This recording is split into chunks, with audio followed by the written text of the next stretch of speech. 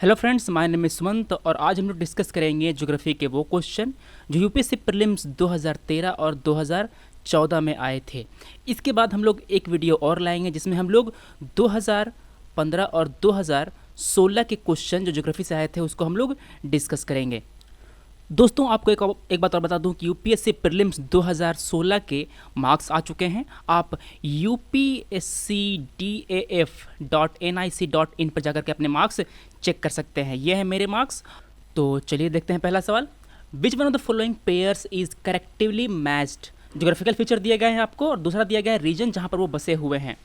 Abyssinian plateau, Atlas mountain, Guiana highlands, Okavango basin. देखिए, जो Abyssinian प्लेटू है ये कहाँ पर है?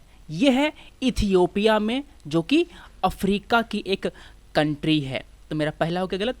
एटलस माउंटेन ये कहाँ है? ये हमारे नॉर्थ वेस्टर्न अफ्रीका में है। जैसे कब देख रहे हैं यहाँ पर, देखिए ये है हमारा एटलस माउंटेन, ये है ईस्ट, ये है वेस्ट, ये है नॉर्थ।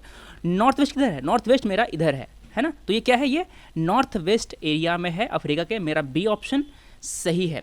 गुयाना हाईलैंड कहाँ है? ये हमारे साउथ अमेरिका में है। कहाँ? South America, south America. और जो ओकांगो बेसिन है ये कहाँ है? ये अफ्रीका में है।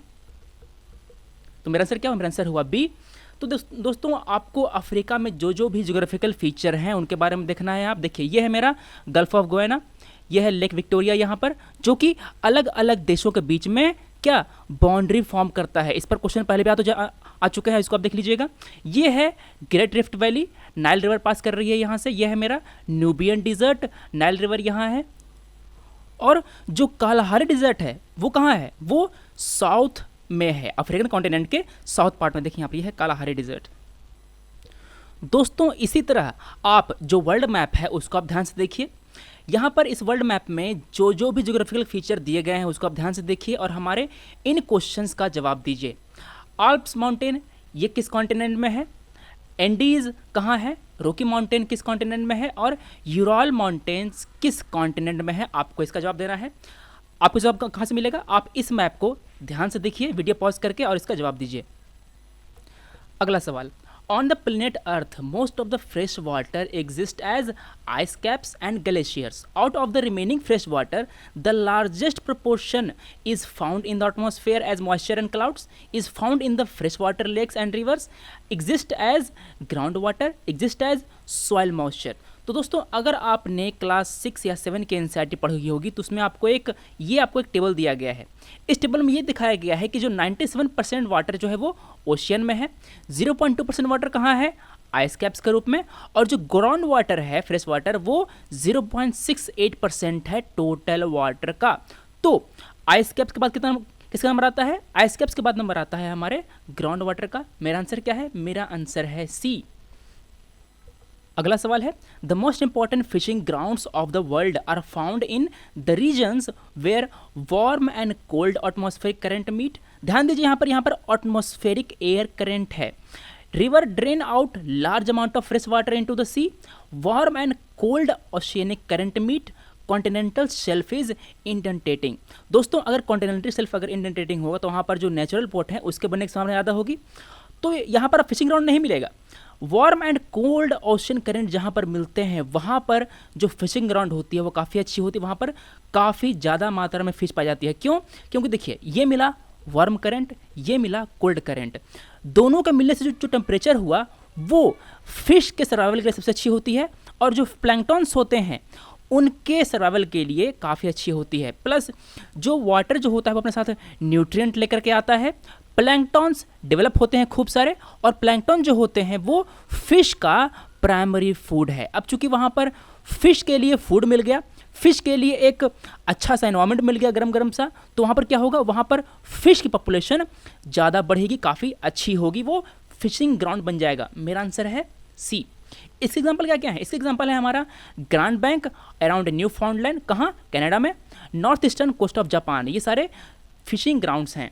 Which of the following is or are unique characteristics of equatorial forest, जिसे हम लोग इक्वेटोरियल रेन फॉरेस्ट भी कहते हैं? Presence of tall closely set trees with crowns forming a continuous canopy. दोस्तों ये बात सही है, वहाँ पर आपको जो ट्रीज हैं वो काफ़ी टॉल होते हैं, वो एक दूसरे से कंपटीशन करते हैं ऊपर निकलने की, सूर्य की रोशनी पाने के लिए। वो क्लोजली सेट होते हैं और उनका जो क्राउन होता है, जो क्राउन देख रहे हैं आप, ये एक कैनोपी फॉर्म करता है जो कि कंटिन्यूअस कैनोपी होती है। देखिए ये वाली, ये है इसकी कैनोपी। मेरा पहला सही है। Coexistence of large number of species, वहाँ पर अलग अलग स्पीसीज के बहुत सारे ट्रीज होते हैं, ये बात सही है। दोस्तों यूपीएससी मेंस में कभी कभार एक क्वेश्चन आता है कि ये जो रेन फॉरेस्ट है उसमें इतनी ज़्यादा मात्रा में पेड़ पौधे रहने के कारण भी वहाँ पर लुम्बरिंग इंडस्ट्री ज़्यादा डेवलप क्यों नहीं है। दोस्तों वहाँ पर जो ट्रीज़ होते हैं वो अलग अलग स्पीसीज़ के होते हैं, आपको एक ही जगह पर एक ही स्पीसीज़ के ट्रीज़ देखने को नहीं मिलेंगे। लुम्बरिंग वहाँ पर फ़ायदेमंद होती है जहाँ पर आपको एक ही जगह पे एक ही स्पीसीज़ के ट्री देखने को मिले। मेरा सेकंड सही है। Presence of numerous varieties of epiphytes, ये थर्ड भी सही है। मेरा आंसर क्या है? मेरा आंसर है 1, 2 and 3, D is the correct option. दोस्तों कई बार इन इक्वेटोरियल फॉरेस्ट से रिलेटेड कुछ आसान से सवाल आते हैं, वो आपको सीधे एनसीईआरटी से उठाए जाते हैं। देखिए एनसीईआरटी में आपको डिस्कस किया गया है ट्रॉपिकल एवरग्रीन रेन फॉरेस्ट के बारे में। These occur in area which receive heavy rainfall, these are so dense that sunlight doesn't reach to the ground, trees here shed their leaves at different time of the year. एक ही समय पर सारे tree अपने पत्ते नहीं गिराते, इसीलिए वो हमेशा ग्रीन नज़र आते हैं, इसलिए हम लोग उन्हें एवर ग्रीन फॉरेस्ट भी कहते हैं इन रेन फॉरेस्ट को। इन फॉरेस्ट में कौन कौन से ट्री होते हैं? महोगनी, इबोनी, रोजवुड इत्यादि। तो अगर आपको कुछ क्वेश्चन दिया रहे कि which of these you can see in and rain forest, आपके पास 3 ऑप्शन दिए रहे हैं, 1, 2, 3 और चौथे में कुछ और दिया रहे सिस्टम वगैरह, तो अब क्या लगाना है? आपको लगाना है जो ऑप्शन जो इसमें नहीं है। भारत में ये फॉरेस्ट कहाँ कहाँ पाए जाते हैं? Andaman and Nicobar islands, north eastern state and narrow strip of the western slope of the western Ghat. ध्यान दीजिए वेस्टर्न घाट का वेस्टर्न स्लोप, ईस्टर्न स्लोप नहीं। देखिए ये है हमारा इंडिया, पेनिसुलर इंडिया, ये है वेस्टर्न घाट। वेस्टर्न घाट का ये वाला है ईस्टर्न स्लोप और ये वाला है वेस्टर्न स्लोप। यहाँ पर बारिश ज़्यादा होती है, ये वाला रीजन रेन शेडो रीजन होता है, इसलिए ये जो रीजन है ना, यहाँ पर आपको पाई जाती है रेन फॉरेस्ट। तो देखिए इन रेन फॉरेस्ट को आप अरुणाचल के, मेघालय के, असम के और नागालैंड के कुछ हिस्सों में पा सकते हैं आप। विच of the following phenomena might have influenced the evolution of organism? Continental drift, glacial cycle. दोस्तों इनमें से दोनों ऑप्शन सही हैं। जैसे जैसे कॉन्टिनेंटल ड्रिफ्ट होता है, जैसे जैसे जो प्लेट होते हैं वो दूसरी तरफ बढ़ते हैं, वैसे वैसे जो ऑर्गेनिज्म होते हैं उनमें चेंज होता है, वो इवॉल्व करते हैं। मेरा पहला सही है। ग्लेशियल साइकिल के केस में भी जो ऑर्गेनिज्म है वो इवॉल्व करते हैं, वो गर्म से ठंडे प्रदेश वाले जीव बनते जाते हैं, और ये उल्टा भी हो सकता है। मेरा सेकंड सही है। मेरा आंसर क्या है? Both 1 and 2 are correct. Which one of the following pairs of islands is separated from each other by the 10 degree channel? अगर आपने इंडिया का मैप देखा है, इसके आजू बाजू के जो हिस्से हैं, इलाके हैं, उसको देखा होगा, तब इसका आंसर दे सकते हैं। Andaman and Nicobar, Nicobar and Sumatra, Maldives and Lakshadweep, Sumatra and जावा।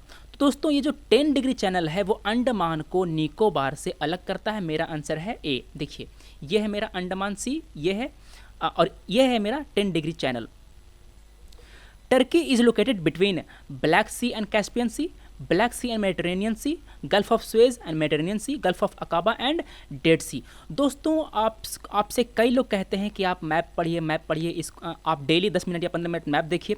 वैसे केस में होता क्या है कि अगर आप मैप देख भी लें तब भी आपको चीज़ें ज़्यादा देर तक याद नहीं रहती, मगर अगर आप कोई क्वेश्चन सॉल्व करते समय मैप देखते हैं तो आपको चीज़ें ज़्यादा समय तक याद रहती हैं। फॉर एग्जाम्पल देखिए ये क्वेश्चन आपसे पूछा गया था कि जो टर्की है वो किसके किसके बीच में लोकेटेड है। तो देखिए यह टर्की, इसके ऊपर है पानी, इसके नीचे है पानी, क्या है? ऊपर है ब्लैक सी, इसके नीचे है मेडिटेरेनियन सी। तो अगर आप क्वेश्चन सॉल्व करते समय अगर आप मैप देखेंगे तो आपको वो चीज़ें ज़्यादा देर तक याद रहेंगी। कैस्पियन सी देखिए यहाँ पर ऊपर है, जो कि रशिया से बाउंड्री लगाता है और ईरान से बाउंड्री बनाता है। यहाँ है अजरबैजान, और फिर जो जॉर्जिया है और अर्मेनिया है ये कैस्पियन सी से नहीं मिलता, जॉर्जिया ब्लैक सी से मिलता है। तो इसका आंसर क्या है? इसका आंसर है क्या? Black C and Mediterranean. मेरा आंसर है बी। ठीक इसी तरह एक मैप बेस्ड क्वेश्चन आया था 2003 में, जिसको हमने पहले डिस्कस कर लिया है। Which one of the following countries does not border the Caspian sea? Armenia, Azerbaijan, Kazakhstan, Turkmenistan. तो अभी मैंने बताया दोस्तों कि ये जो हमारा जो अर्मेनिया है ये कैस्पियन सी से नहीं लगता। मेरा आंसर क्या है? मेरा आंसर है ए। उसी तरह आपको जो अलग अलग फेमस सी हैं उसके बारे में देख लेना है। ये है कैस्पियन सी, ये है अराल सी।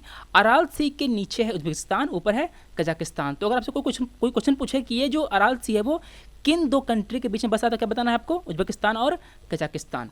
अगला आता है बारी ब्लैक सी का। देखिए ये है ब्लैक सी, इसके नीचे है तुर्की, यहाँ है Georgia, Russia, Ukraine, Romania and Bulgaria.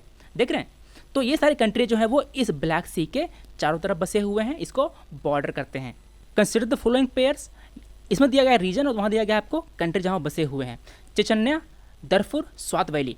दोस्तों जो स्वात वैली है वो इराक में नहीं है, ये पाकिस्तान में है। और जो दरफुर है वो माली में नहीं है, ये वेस्टर्न सूडान में है।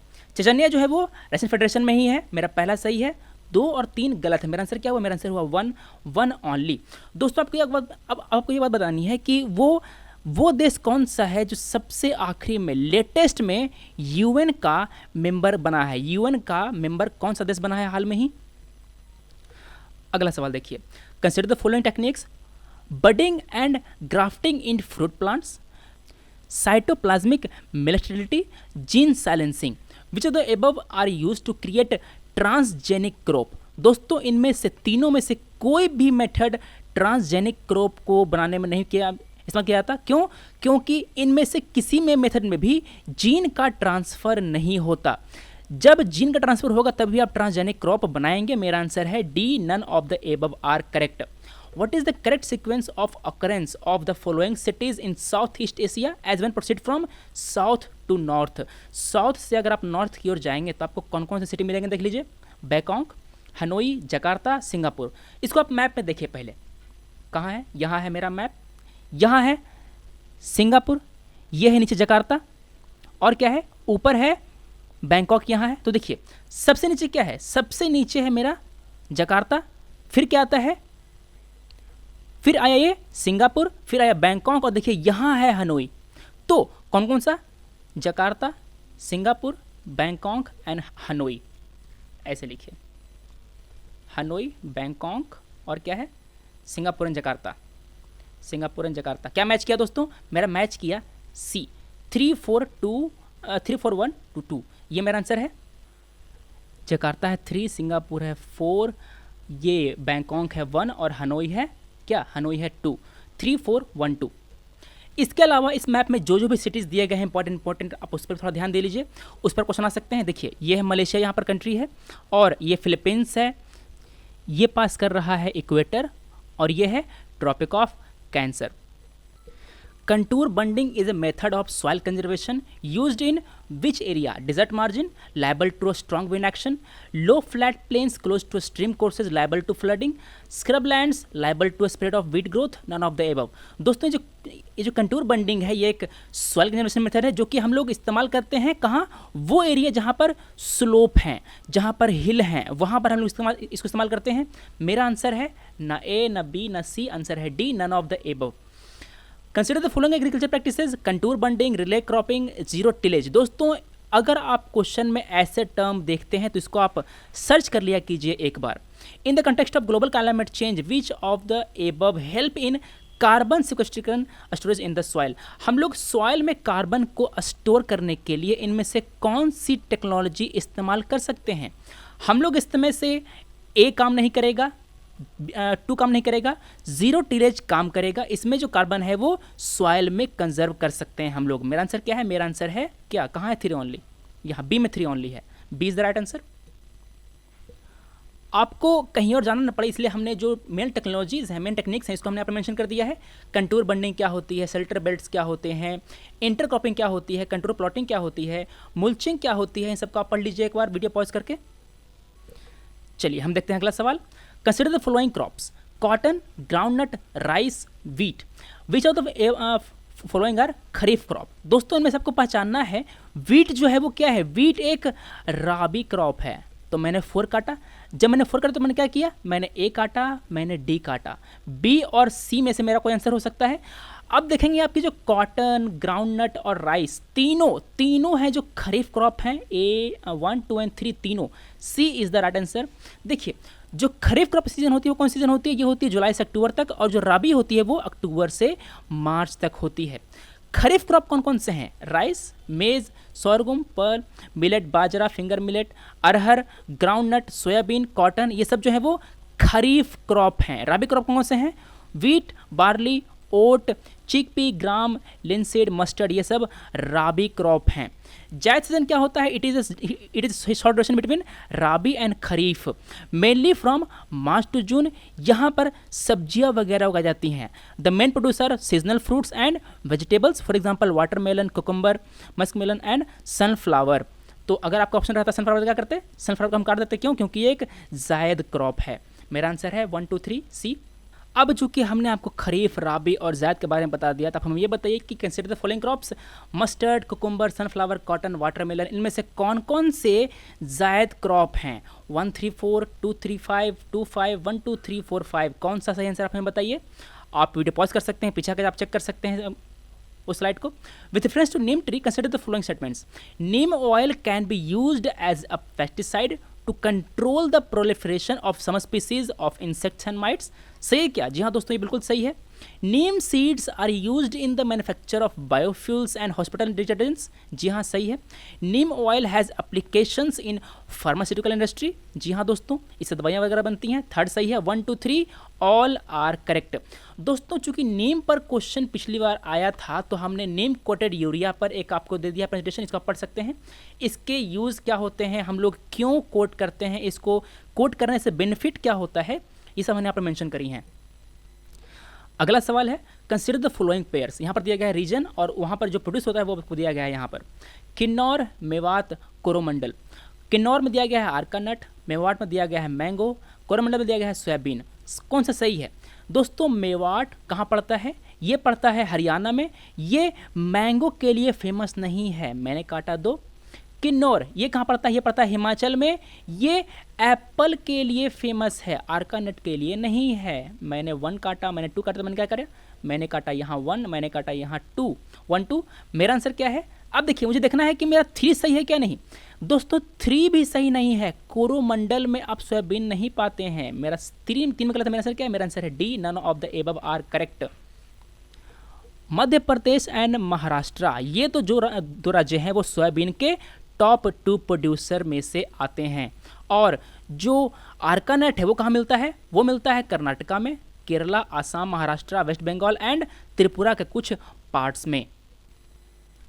दोस्तों हम लोग पिछले वीडियोज़ में नर्मदा रिवर के बारे में काफ़ी कुछ डिस्कस किया है। आपको ये बताना है कि हमारे देश में कौन कौन सी नदियां हैं जो रिफ्ट वैली से होकर के पास करती हैं। रिफ्ट वैली से होकर के पास करती हैं वो कौन कौन सी नदियां हैं। नर्मदा तो एक है ही, आपको पता ही चल गया अभी तक। नर्मदा के अलावा और कौन कौन सी है आपको ये बताना है। Narmada river flow to the west while most of the other peninsular river flow to the east. क्या कारण है, why it occupies the linear rift valley. सही है क्या, जी हाँ दोस्तों, ये बिल्कुल सही है। ये नदी रिफ्ट वैली से होकर के पास करती है, इसीलिए ये वेस्ट की तरफ जाती है। किसके किसके बीच में है, ये है नदी, इसके उत्तर में है विंध्या और नीचे में है Satpura. It flows between Vindhya and the Satpura. दोस्तों ये जो फैक्ट है ये सही है, मगर ये कारण नहीं है। कारण क्या है, कारण ये है कि ये रिफ्ट वैली से होकर के पास करती है, ये सफिशिएंट रीजन है। मेरा फर्स्ट सही है, मेरा सेकंड गलत है। The land slope to the west from central India, ये गलत है।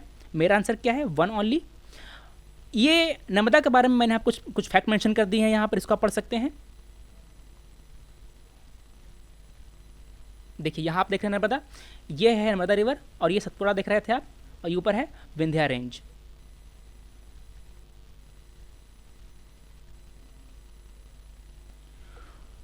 विच of the following is the characteristics of Indian coal. Bharat में जो कोयला पाया जाता है उसके क्या क्या खूबियां हैं।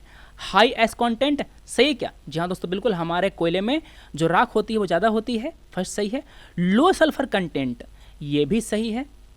लो एस फ्यूजन टेम्परेचर, ये गलत है, 3 मेरा हो गया गलत। आंसर क्या आया, आंसर आया ए, 1 and 2 ओनली। फ्रंट लाइन में एक आर्टिकल आया था जिसमें कह रहा था कि most significant characteristics of Indian coal is its high ash content, however Indian coal's sulphur content is low, high ash fusion temperature of about 1500 degree Celsius. ये कह रहा है हाई, सवाल में क्या कह रहा है, सवाल में कह रहा था लो है, ये तो गलत हो गया ना, इसलिए मेरा थर्ड गलत है, 1 and 2 सही है। Which of the following statements regarding laterite soil of India are correct? They are generally red in color। सही है क्या? जी हाँ दोस्तों, बिल्कुल सही है, वो लाल रंग होता है देखने में। They are rich in nitrogen and potash। दोस्तों वो नाइट्रोजन में, पोटाश में और क्या, और ऑर्गेनिक मैटर में, ये सब में वो पुअर होते हैं, उनमें ये एलिमेंट पाए नहीं जाते, काफ़ी कम पाए जाते हैं। तो मेरा सेकंड क्या है, मेरा सेकंड गलत हो गया। क्यों? क्योंकि यहाँ पर कह रहा है रिच, यहाँ अगर पूरे कहता तो मेरा सही होता। Laterite soil are rich in iron and aluminium, iron है इसलिए वो लाल दिखता है। Poor in nitrogen, potash, potassium, lime and organic matter. They are well developed in Rajasthan and UP. सही क्या दोस्तों? ये गलत है। मेरा अगला देखते हैं, tapioca and cashew nuts grow well in this soils. जी हाँ दोस्तों, ये सही है, मेरा फर्स्ट एंड फोर्थ सही है, आंसर है सी। दोस्तों इस क्वेश्चन में आपको एक एरिया की प्रॉपर्टी दी गई है, वहाँ पे कह रहा है कि जो क्लाइमेट है वो एक्सट्रीम है, रेनफॉल स्कैंटी है and people use to be nomadic herders. Which of the above best describe the following regions? African savanna, central Asian steppe, North American prairie, Siberian tundra. तो दोस्तों हम लोग इन सभी रीजन को बारे बारे करके स्टडी करते हैं। जो अफ्रीकन सवाना है वहाँ पर जो क्लाइमेट है वो एक्सट्रीम नहीं है, वहाँ पर रेनफॉल स्कैंटी नहीं है, तो मेरा फर्स्ट तो गलत हो गया। सेंट्रल एशियन स्टेपी, देखिए इसको, यहाँ पर जो क्लाइमेट है वो एक्सट्रीम है, जी हाँ बिल्कुल जी। प्रेसिपिटेशन वो कम है। देखिए दोस्तों, प्रेसिपिटेशन में बारिश और जो बर्फ़ गिरती है ना, स्नोफॉल वगैरह, वो सब प्रेसिपिटेशन में आता है, ठीक है। तो मेरा क्या क्या मैच किया? मेरा मैच किया कि जो क्लाइमेट है वो एक्सट्रीम है, रेनफॉल स्कैंटी है, और जो लाइफ वहाँ पर थी वहाँ पर नोबेटिक हर्डर के लाइफ तो थी ही। मेरा तीनों कंडीशन मैच कर गया, मेरा आंसर है बी। नॉर्थ अमेरिकन प्रेरी के बारे में देख लीजिए, यहाँ पर आपको क्लाइमेट एक्सट्रीम मिल जाएगा, आपको प्रेसिपिटेशन कम मिल जाएगा, मगर आपको जो नोमैडिक लाइफ है वो नहीं मिलेगी, सी गलत हो गया। साइबेरियन टुंड्रा, यहाँ पर क्लाइमेट एक्सट्रीम है, प्रेसिपिटेशन भी लो है, और यहाँ पर जो नोमैडिक लाइफ है वो भी मौजूद है, मगर यहाँ पर नोमैडिक हर्डर नहीं थे, वो उनका जो प्राइमरी ऑक्यूपेशन था वो हंटिंग था और फिशिंग था। मेरा आंसर क्या है? मेरा आंसर है बी, सेंट्रल एशियन स्टेपी। और दोस्तों ये जो रीजन है वो कौन कौन सा है? ये रीजन है वो जो कजाकिस्तान है, तुर्कमेनिस्तान है, उज्बेकिस्तान है और मंगोलिया है। अगला सवाल, the annual range of temperature in the interior of a continent is high as compare to coastal area. ये है कॉन्टिनेंट, इसके आजू बाजू है ओशियन। तो देखिए कह रहा है कि कॉन्टिनेंट का जो बीच का जो पार्ट है ना, इसका जो इंटीरियर पार्ट है, वहाँ पर जो टेम्परेचर का जो रेंज है वो ज़्यादा है as compare to coastal area. मान लेते हैं कि जो कॉन्टिनेंट का जो बीच का पार्ट है, इंटीरियर है, उसका जो रेंज क्या है? उसका रेंज मान लेते हैं कि 15 से 36 डिग्री सेल्सियस है, और जो बाहर का जो एरिया है ना, ये जो कॉन्टिनेंट का जो किनारे वाला जो एरिया कोस्टल एरिया है, उसका रेंज कितना है? उसका रेंज है 16 से 20। तो देखिए इसका रेंज कितना है? इसका रेंज है 21 डिग्री सेल्सियस, 36 माइनस 15 21। अब देखिए जो कोस्टल एरिया है उसका कितना रेंज है? उसका रेंज केवल 4 डिग्री है। तो किसका रेंज ज़्यादा है? जो इंटीरियर उसका रेंज ज़्यादा है। क्यों है उसका रेंज ज़्यादा? Thermal difference between land and water. सही क्या? जी हाँ दोस्तों, ये बिल्कुल सही है, पहला सही है। जो लैंड है उसका जो स्पेसिफिक हीट है वो क्या होता है? उसमें काफ़ी डिफरेंस है। जो loss of heat from the continent है वो ज़्यादा है दैन द ओशियन। दोस्तों जो लैंड होता है वो जल्दी ठंडा होता है, जल्दी गर्म होता है, और जो ओशियन होता है वो देर से ठंडा, देर से गर्म होता है। Variation in altitude between continent and ocean, ये गलत है। Presence of strong winds in the interior, ये भी गलत है। Heavy rains in the interior as compare to coast, ये भी गलत है। मेरा 2, 3, 4 तीनों गलत है। मेरा आंसर क्या है? 1 only is the right answer.